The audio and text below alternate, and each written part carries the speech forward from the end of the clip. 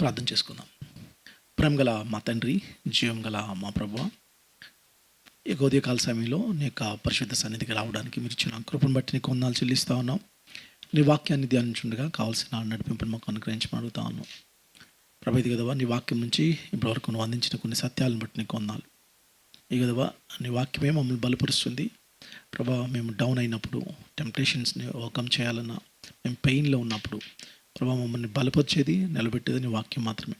ప్రభా, ఆ వాక్యానికి ఎంత శక్తి ఉంది అనే సంగతి మేము గమనిస్తున్నాం. మేము ప్రభు ఇది కదవా, ఆ వాక్యం నుంచి కొన్ని విషయాలు నేర్చుకునే కృపను మాకు అనుగ్రహించి నడిపించమని మా ప్రభువును రక్షకుడైన యేసుక్రీస్తు నామమున అడిగి వేడుకుంటున్నాం తండ్రి, amen. So Acts of Apostles 15th చాప్టర్కి 15వ అధ్యాయానికి మనం వచ్చాం. సో వచనాలు ఎక్కువ ఉన్నాయి, కానీ నేను కొన్ని వచనాలు మీ ముందు నుంచి చదవడానికి ప్రయత్నం చేస్తాను. అపోస్తల కార్యాలు 15వ అధ్యాయం 1 నుంచి కొన్ని వచనాలు. కొందరు యూదయ నుండి వచ్చి, మీరు మోషే నియమించిన ఆచారం చొప్పున సున్నతి పొందితేనే కానీ రక్షణ పొందలేరని సహోదరులకు బోధించరు. పౌలుకు బర్నబకు వారితో విశేష వివాదము తర్కము కలిగినప్పుడు ఈ అంశము విషయమై పౌలును బర్నబాను తమలో మరికొందరు యెరూషలేమునకు అపోస్తలుల యొద్దకు పెద్దల యొద్దకు వెళ్ళవలని సహోదరులు నిశ్చయించిరి. కాబట్టి వారు సంఘము వలన సాగనంపబడి ఫినేకి సమరియా దేశముల ద్వారా వెళుచు అన్ని జనులు దేవుని వైపు తిరిగిన సంగతి తెలియపరిచి సహోదరులందరికీ మహా సంతోషం కలుగజేసేది. వారు యెరూషలేమునకు రాగా సంఘపు వారును అపోస్తలులను పెద్దలను వారిని చేర్చుకొని దేవుడు తమకు తోడై ఉండి చేసినవన్నీ వారు వివరించారు. పరిసయ్యుల తెగలో విశ్వాసులైన కొందరు లేచి అన్ని జనులకు సున్నతి చేయింపవాలని మోషే ధర్మశాస్త్రము గైకొనుడని వారికి ఆజ్ఞాపింపవాలని చెప్పారు. అప్పుడు అపోస్తలులను పెద్దలను ఈ సంగతిని గూర్చి ఆలోచించుటకు కూడి వచ్చిరి. బహుతర్కము జరిగిన తర్వాత పేతురు లేచి వారి ఇట్లను, సహోదరులారా, ఆరంభమందు అన్ని జనులు నా నోట సువార్త వాక్యం విని విశ్వసించులాగున మీలో నన్ను దేవుడు ఏర్పరచుకున్నానని మీకు తెలియను. మరియు హృదయంలో ఎరిగిన దేవుడు మనకు అనుగ్రహించినట్లుగానే వారికి పరిశుద్ధాత్మను అనుగ్రహించి వారిని గూర్చిన సాక్ష్యం ఇచ్చాను. వారి హృదయంలోనూ విశ్వాసం వలన పవిత్రపరచబట్టుకు వారికి ఏ భేదమైనను కలగలేదు. కనుక మన పితరులైన మనమైనను మోయలేని కాడిని శిష్యుల మెడ మీద పెట్టి మీరెందుకు దేవుని శోధిస్తున్నారు? ప్రభు అయిన యేసు కృపచేత మనము రక్షణ పొందుమని నమ్ముకుంటున్నాం కదా, అలాగే వారును రక్షణ పొందురు అని. సో ఈ 11 వచనాలు మనం చూసాం, కానీ ప్యాసేజ్ అంతా మనం చూడడానికి మనం ప్రయత్నం చేస్తూ ఉన్నాం.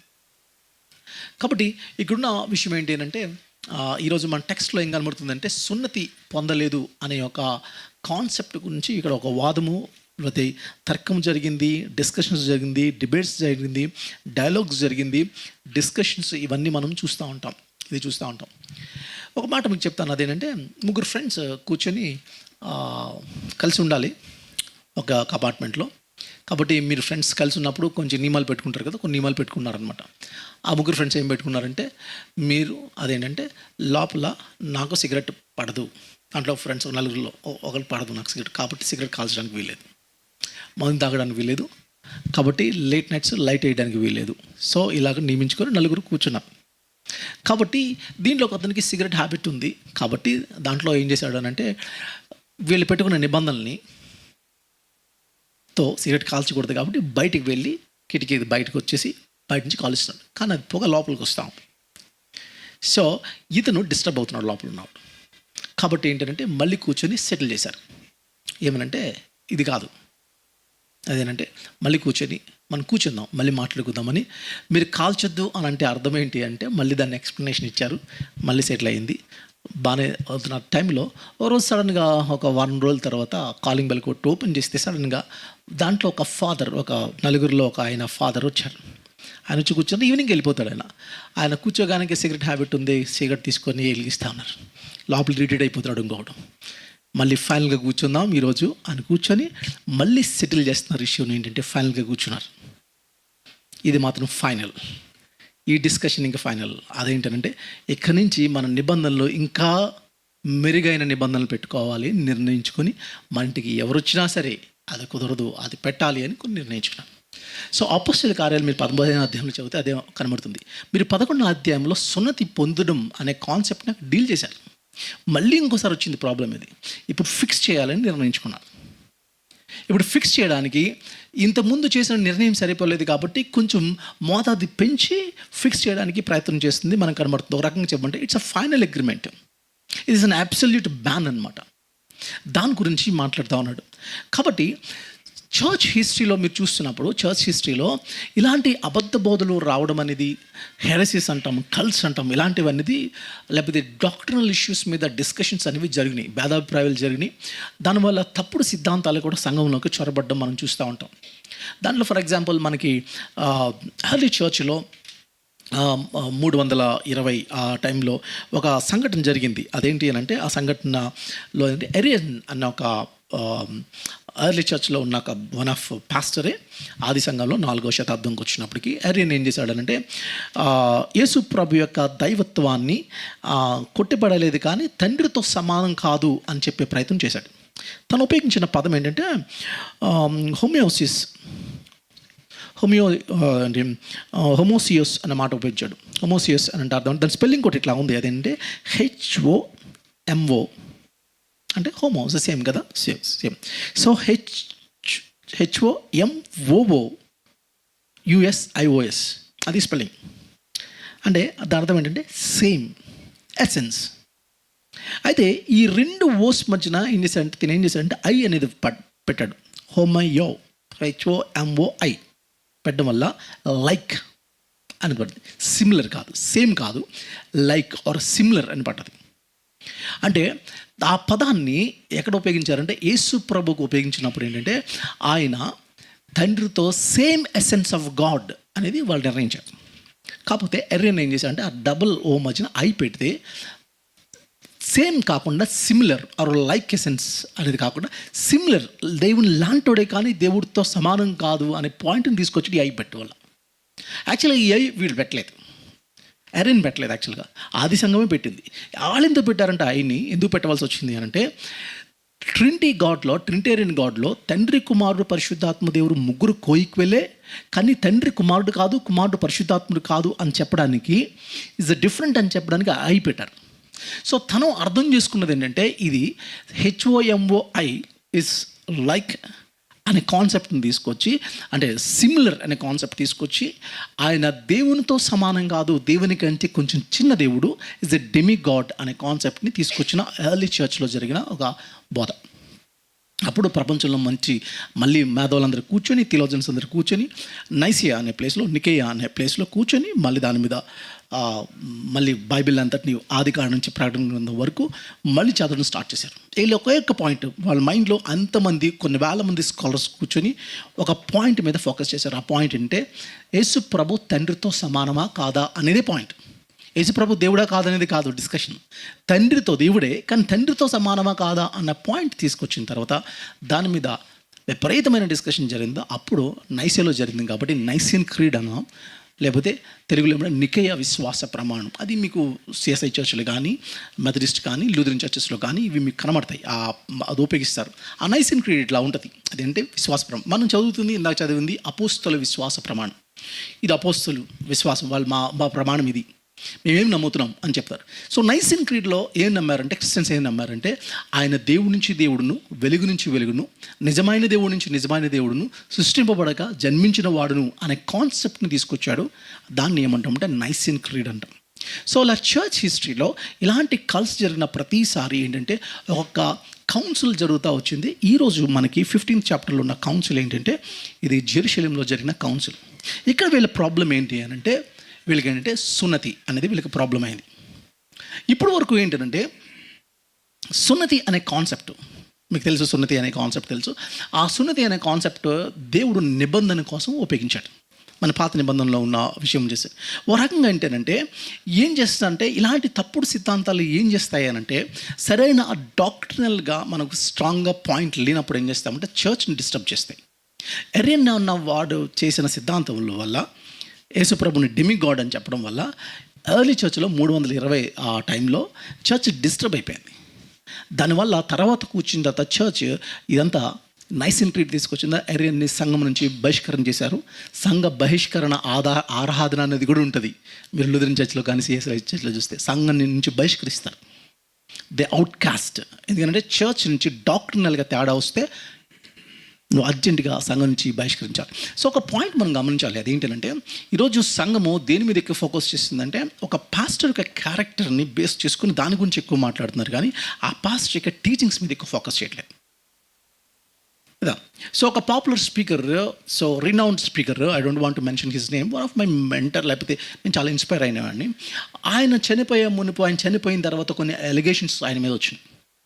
సో ప్రపంచం అంతా ఏంటంటే తలదిరిగిపోయింది. ఏంటి ఇంత స్థాయిలో ఉన్న పేరు చెప్పేస్తాను, రవి జక్రియాస్ ఎందుకు ఇన్ని పుకార్లు వచ్చినాయి అనేది జరుగుతుంది.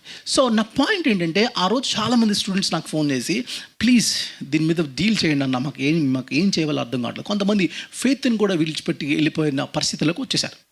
సో అప్పుడు నేను ఒక చిన్న వీడియో తీసి యూట్యూబ్లో పెట్టాను. అదేంటంటే 2 కాన్సెప్ట్స్ ఉంటాయి. అదేంటంటే sinful act and sinful thought అనేవి 2 ఉంటాయి. ఒకటి సిన్ఫుల్ యాక్ట్ ఏంటంటే నేను ఎవరితో అయితే తప్పు చేశానో మా ఇద్దరి మధ్యనే కాన్సిక్వెన్సెస్ ఉంటాయి, లేదా దాని మీద ఎఫెక్ట్ అయిన ఒక 2-3 మధ్యనే దాని కాన్సిక్వెన్సెస్ ఉంటాయి.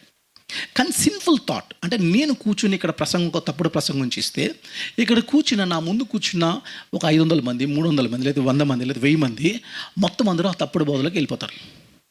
So which is dangerous? ఏది డేంజరస్? మీరు యాక్టా థాటా? Thought is more dangerous. So Ravi Zacharias పర్సనల్గా ఆయన ఫెయిల్ అయ్యి ఉండొచ్చు, లేకపోతే హాస్పిటల్ బెడ్ మీద ఆయన 18 days ఉన్నారు కాబట్టి అక్కడ దేవునితో ఎలాంటి వ్యక్తిగతమైన సంబంధంలో ఆయన దేవునితో పెట్టుకున్నారో అది మనకు తెలియదు. దాన్ని బేస్ చేసి జడ్జ్ చేయదు. సో దేవుడు చూసుకుంటాడు. కానీ నేను ఆ రోజు అడిగాను, మీరు రవి జక్రియాస్ ఫెయిల్ అయ్యాడు అని ప్రపంచం ఎంత పెద్ద ఇది చేసేసి ఇంత పెద్దోడు, ఇంత స్కాలర్ ఇలా అయిపోయాడేంటి అని మీరు చాలా యాజిటేషన్ తీసుకొస్తున్నారు ప్రపంచం అంతా. ఇది 2019లో కదా జరిగింది ఇష్యూ, పెద్ద 2009లో ఇంత ఇష్యూ చేశారు మీరు.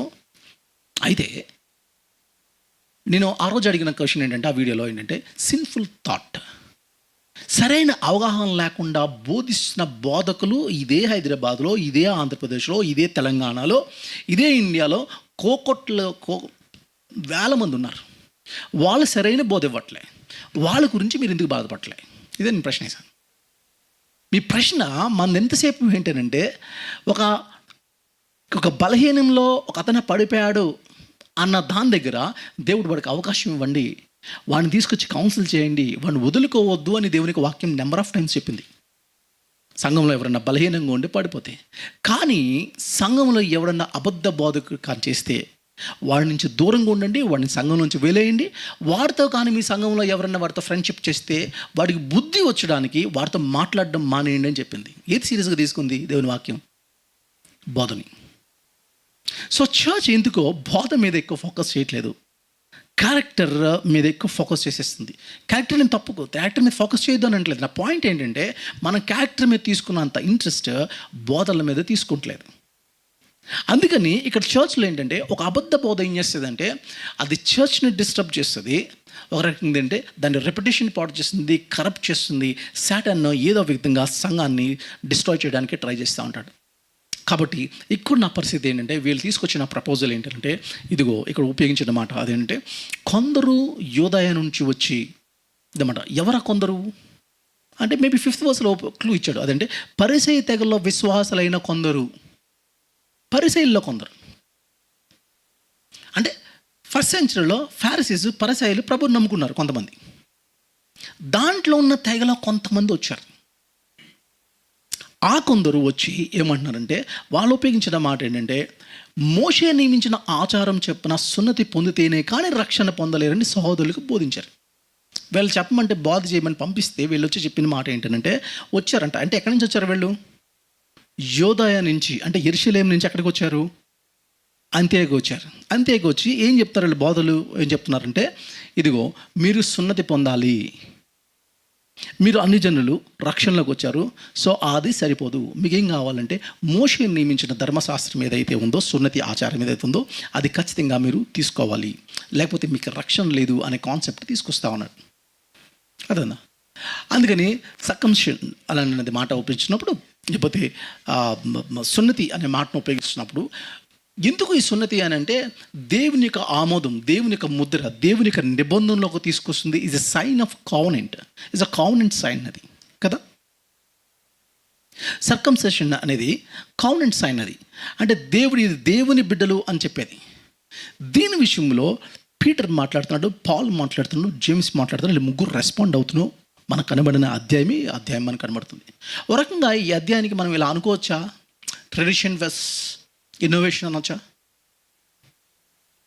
ట్రెడిషన్కి నువ్వు కొత్త కాన్సెప్ట్ తీసుకొస్తున్నావు అనొచ్చా? లేకపోతే కొత్త ఐడియాని తీసుకొస్తున్నప్పుడు ఆ ఐడియాని నో అని చెప్పడానికి ఈ అధ్యాయాన్ని ఒక బెత్తంలా ఉపయోగించుకోవచ్చా? కేర్ఫుల్గా మనం ఆలోచించాలి దీన్ని. ఎందుకనంటే ఒక తప్పుడు సిద్ధాంతాల సంఘంలోకి ప్రవేశిస్తున్నప్పుడు జాగ్రత్తగా ఉండాలి. అపోస్తల కార్యాల్లో ఆల్రెడీ 11th చాప్టర్లో డీల్ చేసిన ఇష్యూయే మళ్ళీ సేమ్ ఇష్యూ రిపీట్ అయింది. మళ్ళీ ఇప్పుడు కూర్చొని ఇప్పుడు ఇలా చేస్తే కుదరదు కాబట్టి కొంచెం ఇంకా భారీ ఎత్తులో చేయవలసి వస్తుంది. ఇది చాలా స్పష్టంగా మనం మాట్లాడుతూ ఉంది. అదేంటంటే సున్నతి అనేది ఉండాలి అని మాట్లాడుతూ ఉన్నాడు. కానీ వీళ్ళు ఏమిటంటే సున్నతి లేకుండానే ఎక్కడికి వచ్చేసారంటే దేవుని యొక్క నిబంధనలోకి వచ్చేసారు అనే కాన్సెప్ట్ యూదులకు ఎలా ఉంటుందో తెలుసా? క్రీస్తు యొక్క మాటలు ఎలా ఉంది అంట, అన్ని జనులకు వెర్రితనంగాను యూదులకేమో ఆటంకంగా ఉంది అంటాడు కదా. ఆటంకంగా ఉంది. కొన్ని కాన్సెప్ట్స్ వీళ్ళు యాక్సెప్ట్ చేయట్లేదు. అంటే క్రీస్తు యొక్క రక్షణలోకి రావాలి అని అంటే వీళ్ళకున్న పెద్ద ప్రాబ్లం ఏంటి అని అంటే, మనలో కూడా ఈ పరిసయ్యులు ఉంటారు. ఇంకా ఏంటంటే కొన్ని ఆచారాలు ఉండిపోతాయి మనకి. మన రక్షణ పొందుతాం, ప్రభులోకి వస్తాం, కానీ కొన్ని ఆచారాలు మనలో ఉంటాయి. అదేంటంటే పరిశుద్ధ ప్రభువా అని పాట పాడారు కదా, ఇది పెళ్ళిల్లోనే పాడవలసిన పాట, ఎక్కడ పాడడానికి వీల్లేదు. ఉంటారు కొంతమంది.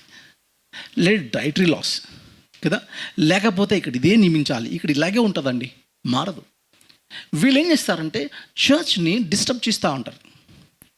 వీళ్ళేంటంటే దేని మీద ఎక్కువ ఫోకస్ చేస్తారంటే రక్షణ, గాడ్స్ యొక్క గ్రేస్ కంటే లా మీద ఎక్కువ ఫోకస్ చేస్తూ ఉంటారు. దేవుడు కొన్నిసార్లు పాదరి ఆయన అంటాడు, కొన్నిసార్లు చూడనట్టు కొన్ని విషయాల్ని తీసుకున్నాడు అనే మాట కూడా ఉపయోగించాడు. కానీ వీళ్ళందరూ దేని మీద ఎక్కువ ఫోకస్ చేస్తున్నారంటే, అరే మీరు సబ్బాత్ రోజున పని చేయకూడదు కదా, సబ్బాత్ రోజున పిండి పిసకూడదు కదా, మట్టి పిసకూడదు కదా, సబ్బాత్ రోజున శిష్యులు ఏంటిది వెళుతూ అవి కొన్ని గ్రెయిన్స్ అలా తీసుకున్నారంట. ఈ కొన్ని మొక్కజొన్నల లేదు అవి తీసుకున్నాడు. అవి ఏంటి అని అంటే ఏ ఉన్నాయి అవి వాళ్ళ పొలంలో వెళ్తూ అక్కడ ఏ దొరికినాయి పట్టుకుని తిన్నారంట. దానికి పెద్ద గొడవ పెట్టేశారు వీళ్ళు. ఎట్లా చేస్తావు? సో దేవుడు ఏం చెప్తున్నారంటే లాస్ని ఎలా తీసుకొచ్చారు? ప్రభుత్వం అందుకే చెప్పాడు, లాస్ గుర్తుపెట్టుకోండి, మనిషి ఉన్నాడు కాబట్టి విశ్రాంతి దినము లాస్ అనేది ఇవ్వబడింది, కానీ లాస్ కోసం మనిషి సృష్టింపబడలేదు. చాలా క్లియర్ చెప్పాడు. కానీ నువ్వు దేన్ని హైలైట్ చేసేస్తున్నావు అంటే లాస్ని తీసుకొని. నీకు లా ఇంపార్టెంటా, పర్సన్ ఇంపార్టెంటా? ఆల్రెడీ రక్షణలోకి వచ్చేస్తే వీళ్ళు ఏం చెప్పడానికి ట్రై చేస్తున్నారంటే ఇది సరిపోదు, నీకేం కావాలి అని అంటే సున్నతి ఆచారం అనేది కావాలి. ఎందుకు సున్నతి ఆచారం అంటే, ఈ సున్నతి కోసం మేము ఇన్ని దెబ్బలు తిన్నాం తెలుసా? ఈ సున్నతిని ఆచరించడం కోసం మా నియమము, మా సనాతన ధర్మం అని దీన్ని కాపాడుకోవడానికి ఎంత ప్రయత్నం చేశాం తెలుసా? అదే కదా వాళ్ళు మాట్లాడేది. ఎంత ప్రయత్నం చేశాము అని అంటే దీనికోసం ప్రాణాలు పోగొట్టుకున్నాం. ఇంకా చెప్పాలంటే దీన్ని మేము మిస్యూజ్ చేసుకుని కూడా కొంతమంది చంపేశాం కదా. వాళ్ళ చెల్లిని తామారిని రేప్ చేసినందుకు ఏం చేశారు? రూబేను, సిమియోను వాళ్ళు ఏం చేశారు తెలుసా? ఆడొచ్చి పెళ్లి చేసుకుంటానంటు. వాళ్ళ చెల్లిని రేప్ చేసిన తర్వాత పెళ్లి చేసుకోమంటాను. పెళ్లి చేసుకున్నానంటే వాళ్ళు అన్నారు, సరే నాకు మా చెల్లిని ఇవ్వడానికి రెడీగా ఉన్నాం, అయితే మా ఆచారం ప్రకారం మీరు సున్నతి చేసుకోవాలి. మీరే కాదు చేసుకున్నాడు, మీ ఊరు వాళ్ళంతా చేసుకుంటే మా చెల్లిని ఇస్తామన్నారు. అంటే ఊరు వాళ్ళందరినీ కన్విన్స్ చేయాలి ఒక అమ్మాయి కోసం. అమ్మాయికి అంత పవర్ ఉంటుందా అంటే ఉంటుంది. ఒక ఊరు నీ ఒక అబ్బాయి వెళ్ళి కన్విన్స్ చేయాలి, నేను అమ్మాయిని చేసుకుంటున్నాను అంతే కదా. ఇప్పుడు అక్కడంటే ఓకే, ఊరంతా చేయాలి ఒక అమ్మాయి కోసం. అంత ప్రేమించడు ఓడిపోయాడు. బట్ అన్ఫార్చునేట్లీ ఏంటంటే రేప్ చేసిన ప్రేమించడం స్టార్ట్ చేశాడు. ప్రేమించిన తర్వాత యాక్చువల్గా ఈ జరుగుతూ ఉంటాయి ఫిజికల్ రిలేషన్స్, కానీ ఇటు ముందు రాంగ్ యాంగిల్కి వచ్చేసాడు. వీడు ఎడ్లు అడిగితే మరి ఆ ఊరు వాళ్ళని ఇప్పుడు ప్రయత్నం చేయాలి, ఒప్పించడానికి ఏం చెప్తాడు? ఎలా బతిమలుకుని ఉంటాడు ఊరు వాళ్ళందరినీ? ఏం చెప్పుంటాడు కదా. ఆ చెప్పినప్పుడు అంటే తెలుసా వాళ్ళు ఎలాంటి వాళ్ళు తెలుసా అని పోటుంటాడు కదా. వాళ్ళ ధర్మశాస్త్రం, వాళ్ళ నియమాలు ఇలాంటివి మనం పాటిస్తే బెటర్ అనుకుంటే పాపం అందరూ ఊరందరూ ఒప్పేసుకున్నారు. అందరు సొంత చేయించుకున్నారు ఒకే రోజును, అందరు వీక్గా ఉన్నారు, పడుకుంటారు కదా, అటాక్ చేసి చంపేశారు అందరిని. సున్నతి రోజుని మిస్యూజ్ చేసుకున్నారు, సున్నతి కాన్సెప్ట్ని చంపేయడానికి కూడా ఉపయోగించేసుకున్నారు.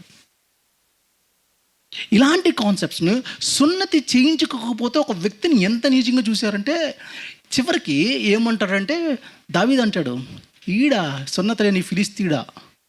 అది పాజిటివ్గా చెప్తావు కదా, ప్రభు తర్వాత దావీదు వస్తే ప్రభు అంటాడు అలాంటి వర్డ్స్ యూజ్ చేయొద్దు, తన దేవుని పోలిక గొల్యాత్ అంటాడా లేదా? సున్నత లేని ఫిలిస్తీడా అని మాట్లాడుతుంటే, సున్నత లేకపోతే నువ్వు ఎట్లెంత చీపుగా చూసేసావు అంటే ఒక అన్యజనుడు ఒక స్టాంప్ వేసేసి చీపుగా ఇలాంటి యాటిట్యూడ్ని చర్చ్ డెవలప్ చేసుకోవడం వల్ల ఏమైంది అంటే బయట వాళ్ళు ఏం మాట్లాడుతున్నారంటే మమ్మల్ని అన్యజనులు అంటున్నారు. అంటే అన్యజనులు అన్నప్పుడు మీరు కరెక్ట్గా మనం ప్రజెంట్ చేయలేదు కేసుని. అదేంటంటే ప్రభు యొక్క నిబంధన ఇంకా తెలుసుకోకుండా ఈ యొక్క కాంగ్రిగేషన్ కాకుండా బయట ఉన్న వాళ్ళు అని చెప్తున్నాం. దాంట్లో నా రిలేటివ్ కూడా కాకపోయినా కూడా తను కూడా అన్యజనుడే అంటాం. కాబట్టి దాన్ని ఎక్స్ప్లెయిన్ చేసినప్పుడు చేయాలి.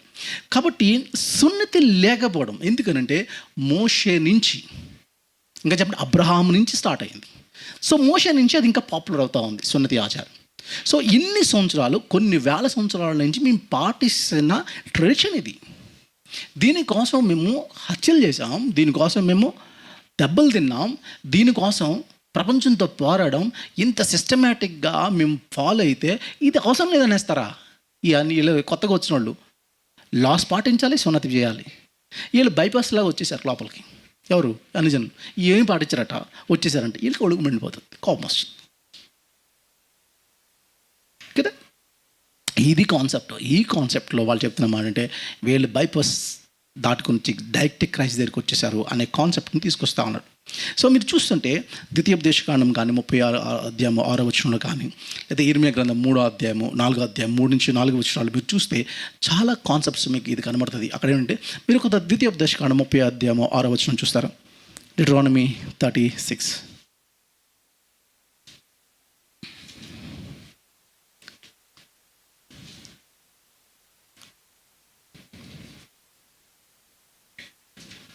ముప్పై అధ్యాయము 6వ వచనం నుంచి అవుతున్నాను చూడండి. మరియు నీవు బ్రతుకునకై నీ పూర్ణ హృదయంతోనూ నీ పూర్ణ ఆత్మతో నీ దేవుడిని యెహోవాను ప్రేమించినట్లు నీ దేవుడిని యెహోవా తనకు లోబట్టకు నీ హృదయమునకు నీ సంతతి వారి హృదయమునకు సున్నతి చేయను. దేనికి చేయాల్సి ఉన్నదంట? దేవుడు చెప్తున్న సున్నతి, యాక్చువల్గా ఎక్స్పెక్ట్ చేసిన సున్నతి ఏంటంటే నువ్వు ఫిజికల్ బాడీకి జరిగేది కాదు, నీ హార్ట్స్కి జరగాలి. సో నిబంధన నీ హార్ట్స్తో ఉండాలి.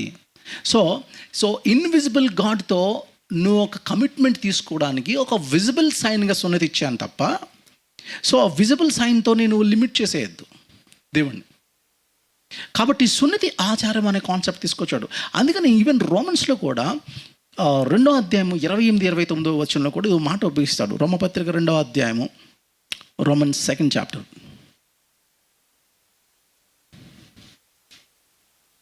28-29లో ఈ మాట ఉపయోగిస్తాడు. అదేంటంటే బాహ్యమునకు యూదుడైన వాడు యూదుడు కాదు, శరీరమందు బాహ్యమైన సున్నతి కాదు. అయితే ఆంతరంగమందు యూదుడైన వాడే యూదుడు. సో నువ్వు బహిరంగంగా, లేకపోతే ఈ రోమన్స్ చాప్టర్ 2 వర్స్ 28-29, సో బాహ్యమునకు యూదుడైన వాడు యూదుడు కాదు, బాహ్యానికి ఫిజికల్గా లేదా అవుట్వర్డ్ థింగ్స్ని ఫోకస్ చేయొద్దు. శరీరం ముందు బాహ్యమైన సున్నతి కాదు. శరీరంకు నీకు ఒక ఫిజికల్ పార్ట్కి నువ్వు చేసుకున్నది అది సున్నతి కాదు. అయితే ఆంతరంగిక మందు యూదుడైన వాడే యూదుడు. మరి సున్నతి హృదయ సంబంధమైనదై ఆత్మీయందు జరిగినదే కానీ అక్షరం వల్ల కలిగినది కాదు. అట్టవానికి మెప్పు మనుషుల వల్ల కలగదు, దేవునికే కలుగుతుంది. కాబట్టి పాయింట్ ఏంటంటే సున్నతి అనే కాన్సెప్ట్ అదేంటంటే అది అక్షరం వల్ల నువ్వు ఏంటంటే అక్షరాన్ని బట్టి చేసేది కాదు, లేదా ఫిజికల్ బాడీతో చేసేది కాదు. పౌలు ఈ మాట ఉపయోగిస్తూ ఉన్నాడు. సో ఒక రకంగా చెప్పాలంటే సున్నతి అనేది is an outward picture of inward reality. So inward రియాలిటీకి అవుట్వర్డ్ పిక్చర్ ఏంటి అని అంటే సున్నతి అనే విషయం మనకి అర్థమవుతుంది. అందుకని మీరు రోమన్స్లో మీరు చూసినప్పుడు 4th చాప్టర్లో చూస్తే 9-12 వర్సెస్లో పౌల్ దీన్ని కోట్ చేస్తూ ఏమంటాడంటే అబ్రహాము నిబంధనలు ఉన్నాడా లేదా అని అడుగుతాడు. నిబంధన ఉన్నాడా లేదా? అబ్రహాం నుంచే కదా నిబంధన స్టార్ట్ అయింది. మరి అబ్రహాంని ఎన్నుకున్నప్పుడు అబ్రహాం ఏమైనా సున్నతి తీసుకున్నాడా? లేదు. సో దేవుడు ఎన్నుకున్నప్పుడు సున్నతి లేనప్పుడే అబ్రహాంని దేవుడు ఎన్నుకున్నాడు. కాబట్టి మీరు ఇప్పుడు సున్నతి అంటున్నారేంటి? కేసు బిల్డ్ చేస్తున్నాడు. ఈ కేసు తర్వాత బిల్డ్ చేశాడు, కానీ ఇక్కడ ప్రాబ్లం స్టార్ట్ అయింది. ఇప్పుడు ఇక్కడ ఫిక్స్ చేసిన తర్వాత డాక్టర్స్ మాట్లాడుకోవచ్చు. సో ఆ ఫిక్స్ చేయడానికి ఈరోజు మన యొక్క ప్రాబ్లం అంతా అక్కడ దాని చుట్టే 15 అధ్యాయం తిరుగుతాం. ఆ 15th చాప్టర్ చర్చ్లో ఒక డిస్టర్బెన్స్ స్టార్ట్ అయింది. ఒక రకంగా చెప్పాలంటే ఏంటంటే, if the problem of human is weakness అయితే, if problem is human weakness అయితే, grace is the answer for the human problem. అదే హ్యూమన్ ప్రాబ్లమ్ లేదంటే ఇది ప్రాబ్లమ్ హ్యూమన్ వీక్నెస్ అయితే, గ్రేస్ అనేది హ్యూమన్ యొక్క వీక్నెస్కి అది సొల్యూషన్గా ఉంటుంది. అది మాట్లాడతాం. సో సున్నతి అనే కాన్సెప్ట్ని తీసుకొస్తారు. సో దీన్ని డీల్ చేయడానికి ఏం పంపించారు అని అంటే, వీళ్ళని పంపించారు. ఎవరిని? చర్చ్ పంపించింది. అంటే చర్చ్లో ఒక సమస్య, ఒక ప్రాబ్లం రాగానే ఆ ప్రాబ్లమ్ని డీల్ చేయడానికి దిర్ ఇస్ అన్ ఎల్డర్స్ ఎలా రెస్పాండ్ అయ్యారో మనం చూస్తూ ఉంటాం. అదేంటంటే, నేను కొన్ని పాయింట్స్ నేను రాసుకున్నాను. అదేంటంటే, కాన్ఫ్లిక్ట్స్, చర్చ్లో జరిగిన ఒక కాన్ఫ్లిక్ట్ని డీల్ చేయడానికి అంత్యోక చర్చ్ నెంబర్ 1 డెలిగేషన్ తీసుకొచ్చింది సొల్యూషన్ కోసం. ఒక డెలిగేషన్. రెండోది ఏంటంటే, డెలిగేట్స్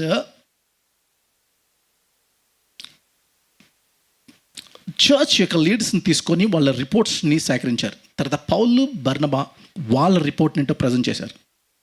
తర్వాత ఈ జేమ్స్ ఏం చేశాడంటే, వీళ్ళ జరిగిన స్టడీని అంతటిని స్క్రూటినైజ్ చేసి సమప్ చేశాడు. అప్పుడు అందరూ ఆ డెసిషన్స్ ఒప్పుకున్నారు. అప్పుడు అది లాగా, బిల్గా మళ్ళీ వెనక్కి వెళ్ళి చేయండి. అంటే ఒక విషయాన్ని డీల్ చేసుకున్నప్పుడు చర్చ్ యాజ్ ఎ చర్చ్, ఒక చర్చ్లో ఒక ప్రాబ్లం స్టార్ట్ అయింది, అక్కడ చర్చ్లో లోకల్గా డీల్ చేసేయకుండా వీళ్ళ అథారిటీ ఎవరు అని అంటే, అపోస్తలు యెరూషలేములో ఉన్నారు కాబట్టి యెరూషలేముకి వెళ్ళి ముందు ఈ ప్రాబ్లం చెప్పండి అని చెప్పి పాల్ని, బర్నబాస్ని పంపించారు. సో పాల్, బర్నబాస్ అక్కడికి వెళ్ళారు అనే విషయం మనకి చాలా స్పష్టంగా మనకి కనబడుతూ ఉంది. సో ఇంకో విషయం మనం ఆలోచించండి. Some men came down from the Judea to Antioch. అదే మొదటి వచనంలో ఉంది. కొంతమంది వచ్చారు. ఎక్కడి నుంచి? యూదయ నుంచి. ఎక్కడికి వచ్చారంట? అంత్యోక్ వరకు వచ్చారు. యూదయ నుంచి అంత్యోక్ నేను చూస్తే ఎన్ని కిలోమీటర్లు ఉంది అంటే, నేను రాసుకుంటే 540 కిలోమీటర్స్ ఉంది. పనిగట్టుకుని 540 కిలోమీటర్లు పనిగొట్టుకుని వచ్చి వీళ్ళ చర్చ్ని డిస్టర్బ్ చేయడానికి చేసిన పాయింట్ ఇది. మీరు ఆలోచించండి, వీళ్ళకి ఎంత కమిట్మెంట్ అంటే. కల్ట్స్లో ఉన్న గొప్పతనం ఏంటంటే, మీరు జెహోవా విట్నెస్లో మెంబర్షిప్ కావాలంటే మెంబర్షిప్ ఎప్పుడు ఇస్తారు తెలుసా? మీరు 560 పర్సనల్ ఎన్కౌంటర్స్ చేయాలి. అంత ఇండివిజువల్స్ని మీరు ఇవాంజలిజం చెప్పిన తర్వాత you became a member in the church. వాళ్ళ చర్చ్ అంటారు కింగ్డమ్ హాల్స్ అంటారు. You became a member in the kingdom halls.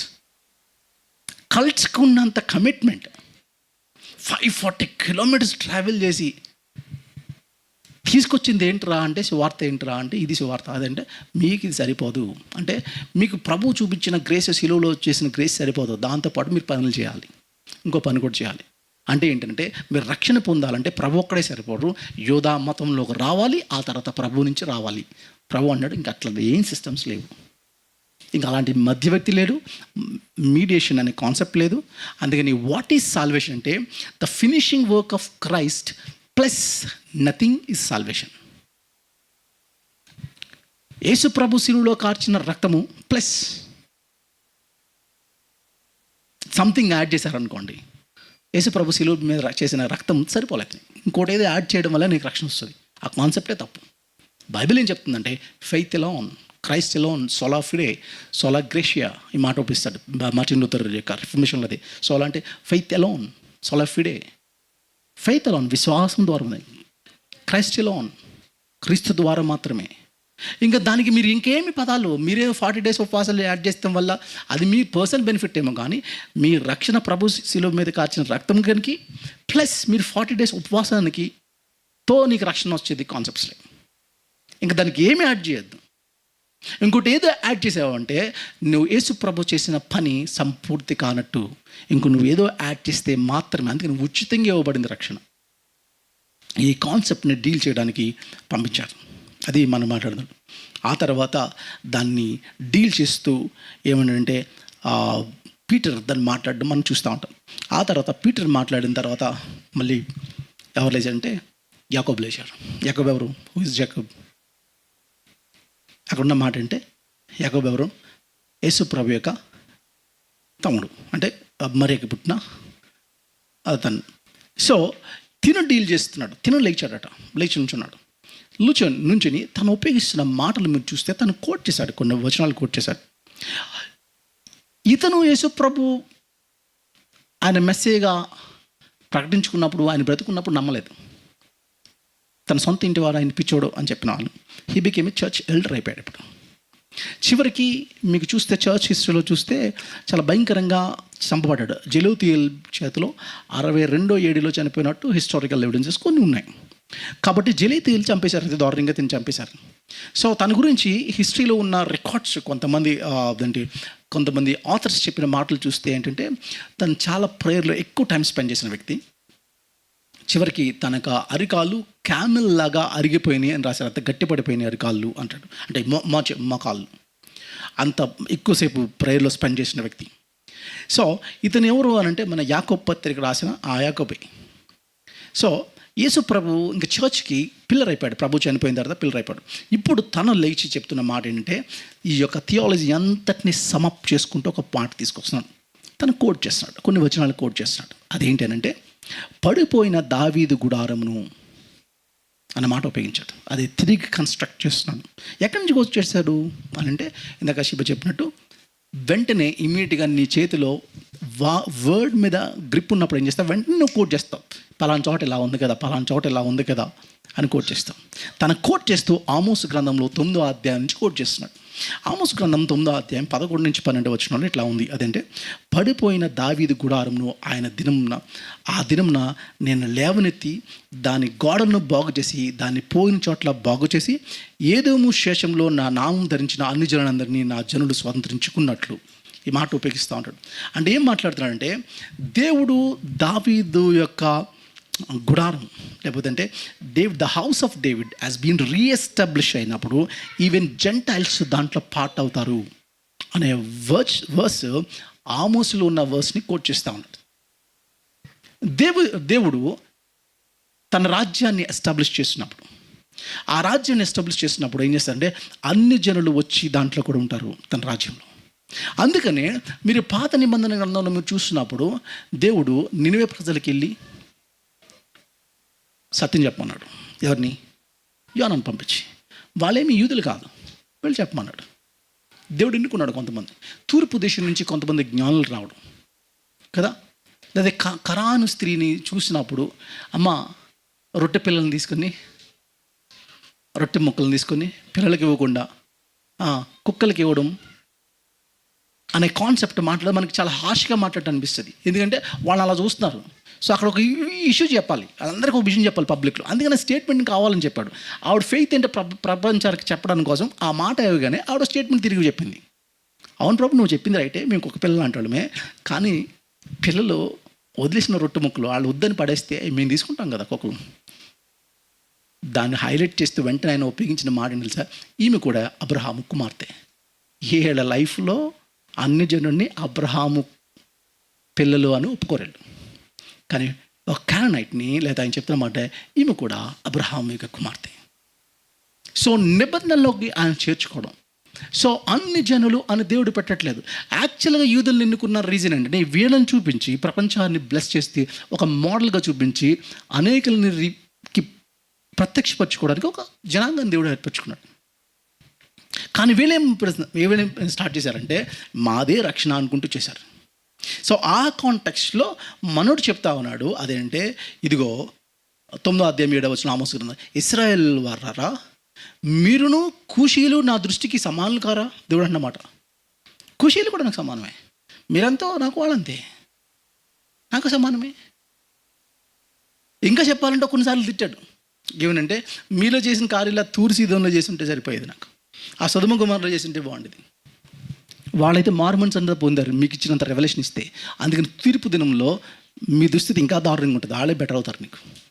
అంటే ఈవెన్ హెల్లో కూడా స్విమ్ అండ్ ఆన్లు ఉన్నాయన్నమాట. నీకంటే బెటర్ పనిష్మెంట్ వాళ్ళకు ఉంది, లేదా మీకుంది బెటర్ పనిష్మెంట్. కదా. కాబట్టి ఇది చెప్పండి అంటే ఏం మాట్లాడుతున్నాడంటే, డేవిడ్ యొక్క house of David as a collapse అయిపోయింది, కానీ దేవుడు దాన్ని రెస్టోర్ చేస్తున్నాడు.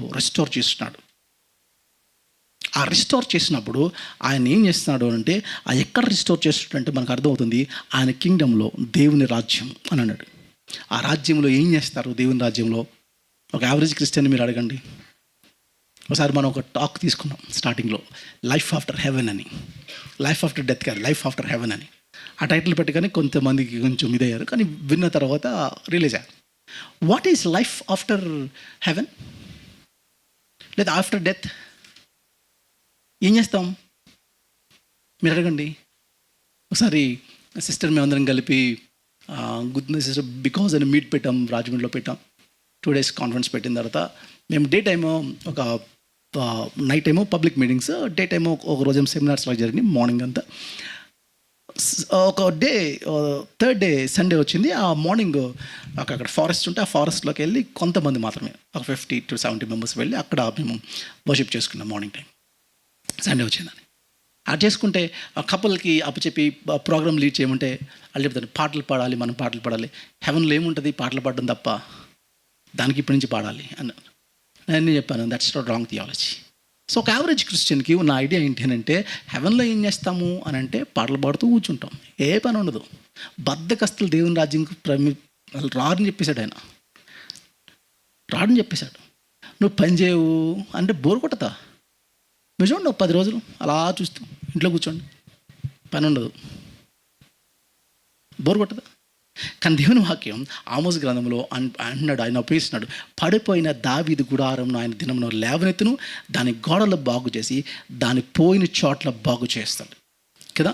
అలా మాట్లాడుతూ కిందకు వచ్చినప్పుడు ఏమంటున్నాడంటే, 11 నుంచి 15 వచనం వరకు చూస్తే ఏమంటాడంటే, రాబోయే దినాల్లో అంటే కింగ్డమ్ ఆఫ్ గాడ్లో, దేవుని యొక్క రాజ్యంలో కోయువారు దున్నువారు వెంటనే వస్తారు. అంటే నువ్వేం చేస్తావు? హార్వెస్ట్ ఉంటుంది, నువ్వు విత్తనాలు నాటుతావు, ఎంత తొందరగా ఫలిస్తుంది అంటే, నువ్వు విత్తనం వేయగానే నువ్వు విత్తనం వేస్తావు, వెంటనే వితిన్ 1 weekలోనే వాడు దున్నివాడిని కూడా రెడీ చేసుకోవాలి. దున్నివాడిని రెడీ చేసుకుంటావు, వెంటనే కోయివాడు కూడా వచ్చేస్తాడు వెంటనే కదా. వెంటనే వస్తాడు.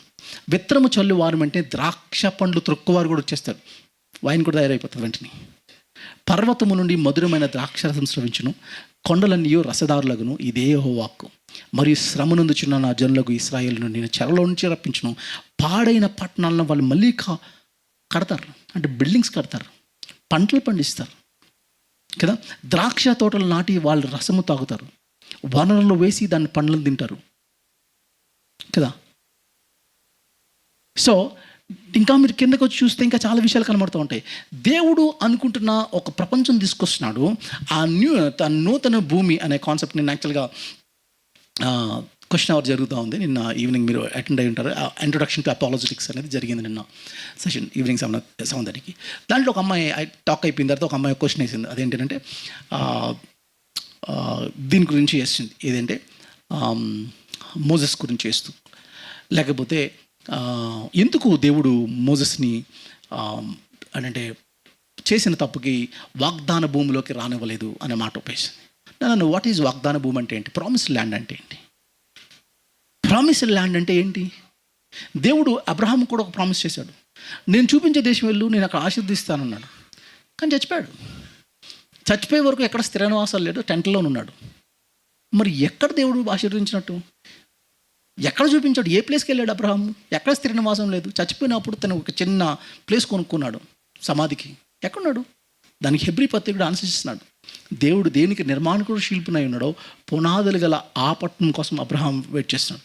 అబ్రహాం వెయిట్ చేసింది ఇది ఈ కాలం కాదు, రాబోతుంది. అచ్చా దిన్ అని మాట్లాడుతున్నారు కదా మన మోదీ గారు. గుడ్ డేస్ ఆర్ కమింగ్ అని అన్నాడు కదా ఆయన, అన్నారు కదా స్టేటింగ్లో. ఐఎమ్ విత్ మోదీ గారు. ఎందుకనంటే అచ్చా thing is coming, you are waiting for good days. But Modi గారికి ప్రశ్న ఏంటంటే, సార్ ఇది కలియుగం, మీరు సిద్ధాంత ప్రకారం కలియుగం అంటేనే బ్యాడ్ డేస్, దీంట్లో గుడ్ డేస్ ఎక్స్పెక్ట్ చేయొద్దు. నేను గుడ్ డేస్ ఎక్స్పెక్ట్ చేస్తాను, బికాస్ దేవుడు నాకు చేసిన ప్రామిస్ ఏంటంటే పాలు తేనెలు ప్రవహించే దేశం అచ్చదిన్ వస్తుంది అని ఆయన ప్రామిస్ చేశాడు. ఆ అచ్చదిన్లో లేదా ప్రామిస్డ్ ల్యాండ్లో నేను ఇల్లు కట్టుకుంటాను. ఇదే భూమి మీద, ఇదే భూమి నూతన భూమి అవుతుంది, ఇదే శరీరము మహిమ శరీరంగా మార్చబడుతుంది. అందుకని న్యూ అంటారు ఉపయోగించిన మాట. న్యూస్ అనే అంటే బ్రాండ్ న్యూ ఎర్త్ అని మాట్లాడలేదు, కైనోస్ అన్నాడు, రెన్యూడ్ ఎర్త్ అని మాట్లాడాడు. గ్రీక్లో ఉపయోగించిన మాట. ఇదే భూమిని నూతన పరుస్తాడు. ఆ భూమి మీద నేను చేయాలనుకున్నాను కొన్ని పనులు నాకు చేయలేదు. ఫర్ ఎగ్జాంపుల్ ఐపీఎల్లో ఆడాలనుకున్నాను, అవలే. కానీ Prashant will get a chance. ప్రశాంత్ని ప్రశాంత్గా గుర్తించే ఒక ఛాన్స్. ఎందుకంటే ఇక్కడ పాలిటిక్స్ నెంబర్ ఆఫ్ థింగ్స్ ఉంటాయి. నేను ఒక బిజినెస్ పెట్టాలనుకున్నాను, నా బిజినెస్ క్లిక్ అవ్వలేదు. కానీ నన్ను యాక్సెప్ట్ చేసి నా బిజినెస్ క్లిక్ అయ్యే ఒక రాజ్యం, ఒక కింగ్డమ్, నన్నుగా గుర్తించేది ఒకటి రాబోతుంది. అది దేవుడి ప్రామిస్. దాన్ని మెన్షన్ చేసుకుంటూ ఇదిగో దాంట్లోకి ఎవరుంటారో తెలుసా? ఎవరుంటారు ఆ రాజ్యంలో? చూస్తా ఉన్నాడు, లెక్కింపు సఖ్యం కానంత వాళ్ళు ఉన్నారు. ఎవరు వీళ్ళు అని అడిగాడు. వీళ్ళు యూదులా? ప్రకటనలో మనకు అర్థం కాదు. వీళ్ళు ఆ జాతి నుంచి ఆ భాషలు మాట్లాడారు. డిఫరెంట్ ట్రైబ్స్లోంచి, డిఫరెంట్ నేషన్స్లోంచి, డిఫరెంట్ లాంగ్వేజ్ నుంచి ఇదిగో క్రీస్తు యొక్క రక్తంలోకి వచ్చి వాళ్ళందరూ become one mega family. This is mega family. అది కదా చూపిస్తున్నాడు. సో నువ్వు యూతులు అని నువ్వు డివైడ్ అయిపోవద్దు. దేవుడు చూపిస్తున్న విషయం ఏంటంటే ఇది మాట్లాడుతూ ఉన్నాడు. ఇంత చేశాడు దేవుడు. ఒక మాట నేను చూపిస్తాను. ఇలా చేస్తే ఇప్పుడు ఇది పట్టుకుని వెళ్తున్నారు, దీన్ని డీల్ చేయమని వెళ్తూ ఆన్ ద వే వీళ్ళు వెళ్తూ స్వార్థ పట్టించుకుంటూ వెళ్ళిపోయారట. మళ్ళీ గుడ్ న్యూస్ చెప్పుకుంటే వెళ్ళారు. ఎవరు? Paul, Barnabas. వాళ్ళ ప్యాషన్ చూడండి, పాల్ యొక్క ప్యాషన్ మీరు చూడండి. పాల్కున్న ప్యాషన్ మీరు చూస్తే ఏంటంటే ఈవెన్ 36వ వచనంలో కదా, కొద్ది దినములు అయిన తర్వాత అంటే డీల్ చేసేసిన తర్వాత కూడా పాల్ ఏ పట్టణంలో ప్రభు వాక్యం ప్రచురపరచునో ఆ ప్రతి పట్టణంలో ఉన్న సహోదరుల ఎద్దుకు తిరిగి వెళ్ళి వారు ఎలాగున్నారో మనం చూతుము అని పౌలు బర్నబాతో నేను. అరే నేను గాస్పెల్ చెప్పేసి వచ్చిన తర్వాత మళ్ళీ వాళ్ళ గురించి కేర్ ఉంటుందా? లేదు. నేను ఒక మాట నేను చేస్తాను. అదేంటంటే మీరు గమనించండి, నేను పేరు చెప్పను కానీ ఒక పర్టికులర్ స్పీకర్ నా ఫోన్ చేశారు. ఆయన టీవీలో చాలా పాపులర్, కొన్ని వేల మంది ఆయన చర్చ్ మెంబర్స్ ఉన్నారు. ఆయన ఫోన్ చేసి ఏమన్నారంటే, తమ్ముడు నేను ఇట్లాగా రాజమండ్రిలో మీటింగ్స్ పెడతాను, మీ ఊరిలో, నా సొంత రాజమండ్రి కాబట్టి అని అంటే, ఎందుకు పెడుతున్నారా అని అడిగాను. వెంటనే నా నోట్ల నుంచి వచ్చిన మాట ఎందుకు అన్నాను. అదేంటి తమ్ముడు అట్లా అనేసారు, సువార్త అని. సరే సువార్త ఎవరికి? క్రిస్టియన్స్గా నాన్ క్రిస్టియన్స్గా అని అడిగాను. ఎవరికి సువార్త? ఎవరికి సువార్త? ఫస్ట్ థింగ్ పాయింట్ అది క్లారిటీ ఉండాలి. స్వార్థ మహాసభలు కదా. సువార్త అంటే గుడ్ న్యూస్, పరిచయం లేనివాడికి పరిచయం చేయడం. ఎవరు వస్తున్నారు దానికి? ఎవరు వస్తారు? బాప్టిజం తీసుకున్న బాప్టిజం ఇస్తారా కదా? గాస్పెల్ ఉన్నాడు, గాస్పెల్ అవసరమా? గాస్పెల్ అయిపోయింది. సో మా రాజమండ్రిలో గాస్పెల్ సరే అన్న మీరు పెడతారు, మీటింగ్ పెడుతున్నారు, గుడ్. అయితే నా ప్రశ్న ఏంటంటే ఎవరు వస్తారో నేను చూస్తాను. మీరెంతమంది క్రీస్తుని తెలియని బిడ్డలు వచ్చి కూర్చోబెడతారో నేను చూస్తాను. వచ్చేదంతా క్రైస్తవులే అనేది మీకు ఆడియన్స్ అయితే, మా క్రైస్తవులకు ఆల్రెడీ గాస్పెల్ ఉంది కాబట్టి మాకు అది అవసరం లేదు.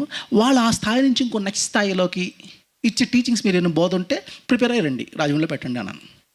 వాళ్ళకి నేను మాట్లాడిన ప్రతిసారి కౌంటర్ వేసినట్టే ఫీల్ అవుతారు వాళ్ళను. నేను ఆయనతో మాట చెప్పాను, మీరు దయచేసి ఏమనుకోవద్దు. కాబట్టి నేను అన్నాను, ఆయన ఏమనంటే, అన్న ఒక విషయం మీరు గుర్తుపెట్టుకోండి, మిమ్మల్ని పొగిడేవాళ్ళే ఉంటారు, మీ చుట్టూ పొగిడేవాళ్ళే ఉంటారు. ఒక్కడిని అలాంటి నొక్కని తీసుకోండి, అగెయిన్స్ట్గా ఉండండి. అప్పుడేమవుతుందంటే ఎప్పటికప్పుడు మీరు చెక్ చేసుకోవడం సాధ్యం అవుతుంది. ఎప్పటికప్పుడు మీకు చెక్ చేసుకుని సాధ్యం అవుతుంది. అవుట్రీచ్కి మేము వెళ్తున్నాం, చాలాసార్లు వెళ్ళాం. కానీ అవుట్రీచ్కి వెళ్ళి మళ్ళీ యేసుప్రభు నమ్ముకోండి నేను బోధించలేదు. మేము వెళ్ళి అవుట్రీచ్లో మేము ఏం చేస్తున్నాము, ఆల్రెడీ క్రిస్టియన్స్తో మీట్ అవుతున్నాం కాబట్టి మన గోల్ ఏంటి, మన ఆబ్జెక్టివ్స్ ఏంటి, దేవుడు ఎందుకు చేయమన్నాడు, సో ఎలాంటి వాళ్ళని క్రియేట్ చేయాలి, మనం దేనికోసం పిలిచాడు. సో నేను క్రిస్టియన్స్ని మీట్ అప్పుడు అదే మాట్లాడతాను. అసలు కంప్లీట్గా ప్రభు గురించి తెలియనప్పుడు నేను చేయాలి కదా. సో పాల్కి ఎంత ప్యాషనేటెడ్ అంటే తను చెప్తూనే ఉంటాడు ఏంటంటే, ఇదిగో నేను ఏ పట్టణంకి వాక్యం ప్రచురిస్తున్నానో ఆ ప్రతి పట్టణంలో ఉన్న సహోదరులు తిరిగి వెళ్ళి నేను వాళ్ళకి బోధించొచ్చాను, మళ్ళీ వాళ్ళకి ఫాలోఅప్ వర్క్ ఇవ్వాలి. చెప్పేసి వచ్చేయడం కాదు. మీటింగ్ పెట్టుకుని వచ్చేసి నీ దగ్గరకు ఒక 50,000 మంది 10,000 మంది వచ్చేసిన తర్వాత, అరే నా మీటింగ్కి ఎంతమంది వచ్చారంటే ఆ గ్యాంగ్ని అడిగాను. ఆ మీటింగ్కి అయిపోయిన తర్వాత ఆ గ్యాంగ్ని అడిగాను, కొంతమంది దాంట్లో ఉన్న వాలంటీర్స్ని అడిగాను, ఎలా జరిగింది అంటే 10,000 మంది వచ్చారు బ్రదర్, 20,000 మంది వచ్చారు బ్రదర్. మా వాళ్ళు ఎంతమంది, ఇక మా క్వైర్ ఎంత ఉంది. ఏం చెప్తున్నావు నువ్వు? ఏం చెప్పడానికి ట్రై చేస్తున్నారు? మా గ్యాదరింగ్, మా క్వైర్ టీము, మా పాటలు, ఇవే కదా చెప్తున్నారు. సో ఫోకస్ అంతా ఎంత ఉందంటే మీ పాపులారిటీ మీద ఫోకస్ ఉంది. పాల్ ఈ కాంటెంపరీ ఇవాంజలిస్ట్ లాతో కాదు, ప్యాషన్ ఉన్నవాడు, వాడిని మీట్ అవ్వాలి అనుకున్నాడు. ఒక రకంగా చెప్పాలంటే ఇది జరిగిన ఈ యొక్క డిస్కషన్ వల్ల పాల్ యొక్క మినిస్ట్రీ కొంతసేపు ఆగిపోయింది. పాల్ అంటాడు, లెట్ us రిటర్న్, మనం తిరిగి వెళ్దాం. ఈ మాట ఉపయోగించాడు. తిరిగి వెళ్ళి వారు ఎలాగున్నారో మనం చూద్దాము అని చెప్పాడంట. పాల్కు ఉన్న ప్యాషన్ చూడండి, ఆలోచించండి. సో నేను స్వార్థ చెప్పుకుంటూ ఇక్కడ చూసుకుంటూ ఇక్కడే ఒక చోట ఉండిపోవడం కాదు. ఈ చర్చ్ డెవలప్ అవుతూ 10,000 మంది అయిపోయే వరకు డెవలప్ అయిపోయి ఒక చోట ఉండటం కాదు. ఇది డెవలప్ అవుతుంది, ఇది అప్ప చెప్పి ఇంకో ప్లేస్కి వెళ్ళి ఇంకో చోట ఎక్కడైతే స్వార్థ లేదో అక్కడికి వెళ్ళి చెప్పడం. అందుకని Romans 12:15 చాప్టర్ 12th verse అంటాడు, నేనైతే మరొక పునాది మీద కట్టకుండా నిమిత్తము ఆయన గూర్చిన సమాచారం ఎవరికి తెలియబడలేదో వారిని చూతుమని వినిన వారు గ్రహింతురని వ్రాయబడిన ప్రకారము క్రీస్తు నామం ఎరగని చోట్ల స్వార్థ ప్రకటింపబడిని మిక్కిలి ఆసక్తి కలిగి ఉండి అలాగ ప్రకటించుదని. Romans 15 chapter 20th verse. అలాగే 1 Corinthians 9th chapter 16th verse అంటాడు, నేను స్వార్థను ప్రకటించుచున్నాను, నాకు అతిశయ కారణం లేదు, స్వార్థను ప్రకటింపబడాల్సిన భారం నా మీద ఉంది, అయ్యో నేను స్వార్థ ప్రకటించని ఎడల నాకు శ్రమ. మీ చూడండి, పాల్ యొక్క ప్యాషన్ మీరు చూస్తున్నారు. ఆ ప్యాషన్తో వెళ్తా ఉన్నాడు పాల్. హడ్సన్ టైలర్ అండి, చైనాకి మిషనరీకి వెళ్ళిన ఆయన చెప్పిన మాట ఏంటంటే, think about more than 12 million are our fellow creatures who is dying every day without accepting or without knowing the gospel అంటాడు. హడ్సన్ టైలర్ యొక్క కాన్సెప్ట్ ఏంటంటే, ప్రతిరోజు సుమారు 1,20,00,000 మంది చచ్చిపోతున్నారు భూమి మీద అన్నాడు. ఇంతమంది స్వార్థ లేకుండా చచ్చిపోతున్నారు, నేను ఇట్లా ఎలా కూర్చోను? పాల్ యొక్క ఫిలాసఫీ అదే. దీన్ని యాక్సెప్ట్ చేయలేదు, అయితే దాన్ని ఆ ప్యాషన్తో వెళ్ళిపోతుండే. అప్పుడు అన్నాడు, ఉపయోగించిన మాట ఏంటంటే, మార్కు అనే పేరు గలగా యోహాను వెంట పెట్టుకుని పోవడానికి బర్నబా ఇష్టపడ్డాడు. అయితే పౌలేమో దానికి ఒప్పుకోలేదు. ఎందుకంటే మార్కు లేకపోతే ఇంతకుముందు ప్రామిస్ చేసి వెళ్ళలేదు, మధ్యలో చేశాడు. ఇప్పుడు పాల్లో ఛాన్స్ ఇవ్వట్లే, బర్నబాస్ ఛాన్స్ ఇస్తున్నాడు. మీరు ఆలోచించండి. ఇప్పుడు లీడర్స్, కలిసి వెళ్ళిన లీడర్స్ మధ్యన స్ప్లిట్ జరిగింది. సంఘంలో ఇద్దరు ప్యాషనేటెడ్ మధ్య స్ప్లిట్స్ జరుగుతున్నాయంటే ఎస్ జరుగుతున్నాయి. దీన్ని ఏమంటాడు అనంటే, ఎన్టీ రైట్ అనే స్కాలర్ ఏంటంటే, ఇట్స్ షేమ్ఫుల్ ఎపిసోడ్ అన్నాడు ఆయన. ఇదేం బైబిల్ అనుమతించట్లే, ఇట్స్ అ షేమ్. ఒక లీడర్స్ మధ్యన స్ప్లిట్ జరుగుతుంది, it's shame. It's the failure of a church, it's shame. తీవ్రమైన వాదము, పెరాక్సిజం అన్న మాట ఉపయోగించాడు గ్రీక్లో. దాని అర్థం ఏంటంటే షార్ప్ డిసగ్రిమెంట్. అంటే ఆ పార్ట్నర్షిప్ మంచిగా విడిపోలేదట. అదేంటంటే వైలెంట్ ఎమోషన్స్తో విడిపోయాయి. ఒక రకంగా అంటే ఒకళ్ళనొకళ్ళు నిందించుకుని విడిపోయారు, ఒకళ్ళని హర్ట్ చేసుకుని విడిపోయారు. ఇట్స్ అ షేమ్ఫుల్ ఎపిసోడ్ అంటాడు ఎన్టీ రైట్ స్కాలర్. ఒక రకంగా చెప్పాలంటే ఇక్కడ మాత్రం ఈ పర్టికులర్లో అండ్ పౌలు అందుకే నెంబర్ ఆఫ్ టైమ్స్ రాస్తూ, మేబీ రెపెంట్ అవుతూ రాస్తున్నాడో ఏంటో తెలియదు, కానీ పౌలు యొక్క తర్వాత చూస్తున్నప్పుడు కోపం గురించి, బర్స్ట్ అయిపోయి గట్టిగా చేయడం గురించి, అది కంట్రోల్లో ఉండండి అని మాట్లాడతాడు. ఎందుకంటే నేను అలాంటి మిస్టేక్ ఒకటి చేశాను.